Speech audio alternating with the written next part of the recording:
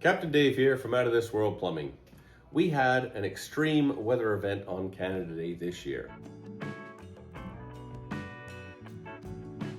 We had a lot of rain, and this is over a period of 2 days before flooding, and we're still getting rain today. So we have rain that comes down all around the whole house here. It's hitting the roads, it's filling up our catch basins, and what we have is our road systems, our storm water sewer systems, we have our sanitary sewer systems. So what happens is with all this rain, it's purely a volume and time scenario that creates a problem. So we've got all this rain, and most people at their basements are underground.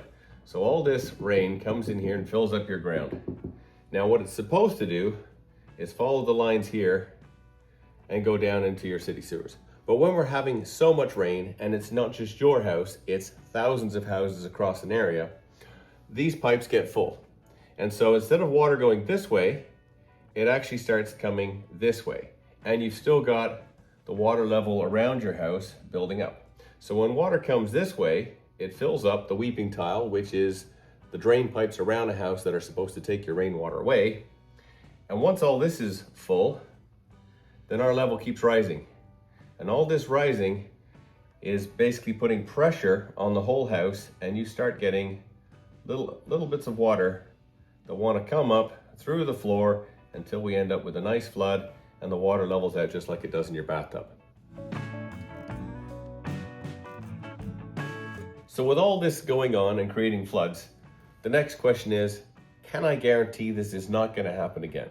And in reality, the answer is no. There is no way that you can guarantee that whatever you do in your house, your system, your plumbing, that there won't be some event, some way or other, that's going to cause your house to flood. This was a very extreme event, and the systems here aren't designed to cope for it. And when you're talking about the volume and area and the speed at which all this happened, this is unfortunately inevitable. But you can mitigate this, which means you can limit and try to reduce the amount of impact that a situation like this will have. And the number one thoughts are backwater valves. Now there's multiple styles, but there's generally two types that we're going to talk about, and they're to do with your sanitary sewer system and the storm sewer system, because both are connected to your house. So a normal one is a sanitary sewage system backwater valve, and its job is to prevent a surge, which is water flowing, or sewage in this case, flowing the wrong direction. You can have the same for a storm water line too. So we don't want water flowing the wrong way. Now, if you have an extreme situation, there's a device here, your backwater valve essentially has a flap. I'm going to stop water or fluid coming against me to protect whatever's inside the house. And it works the same for both systems. However, they don't then stop anything else from happening. So in the extreme case we had with water building up around the house, that's still going to happen. So you could still get leaks, but you're not going to get the water or the sewage from your neighbors, from the rest of the street or half the city coming into your basement.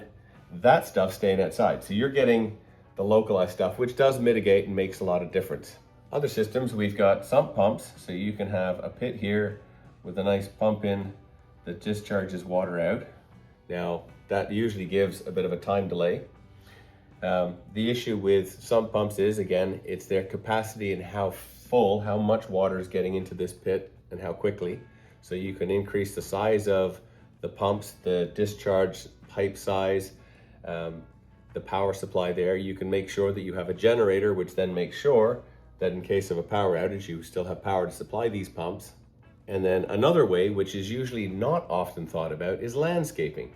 So where on our drawing here we have the ground that looks pretty flat, you can change your landscaping to basically have your ground built up so that any rainwater that comes off from above is gonna do this and start running away.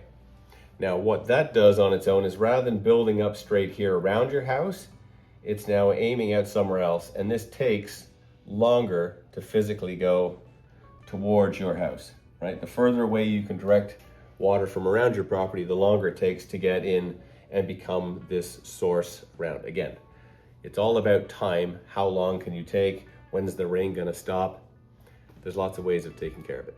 Under these extreme conditions, unfortunately, there is very little that you can do. Having the backwater valves on both systems will mitigate and limit the amount that's gonna build up in your house here, purely dependent on the amount of time and the speed at which water is accumulating around the house. Other factors that can involve that are having alarms installed on these systems or having flood alarms on your floors, just so you can be aware of situations sooner for sewage systems so you're not adding more to it yourself.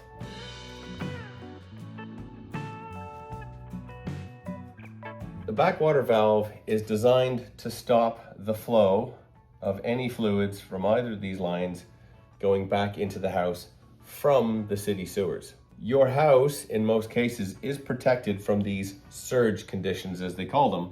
But what happens is, once these devices physically close and nothing else can flow past them, the lines inside your house, so my arm here would be your drains inside your house, still have a certain amount of fluid or wastewater in them. And if you carry on using your plumbing equipment, having a shower, then this line will fill up. It's already stopped because it's stopping everything from the city side coming back, and it can't escape. So in this instance, you'd get a small little puddle on your floor here, or a big one depending on how much water you're using in a normal condition. For what we had on Canada Day, we had such an extreme case of rain coming in, and basically the ground around a home was filling up. So regardless of whether we've got a device here and a device here stopping this stuff from happening, there's so much building up around the house that water is still able to come in through any little gaps and cracks there are in the foundations, in the footings, in the slab. And so that's why people, unfortunately, even with backwater valves, still ended up having a couple of inches to several feet of water in their floor.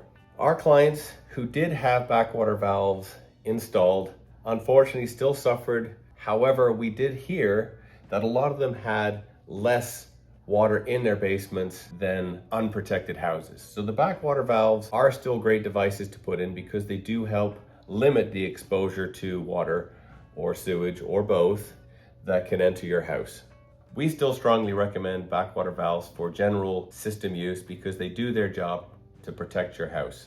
Insurance companies also approve of them, so check with yours to see whether there's any rebates or incentives. The City of Ottawa also recognizes the importance of these devices and has rebate programs available for installation of these devices.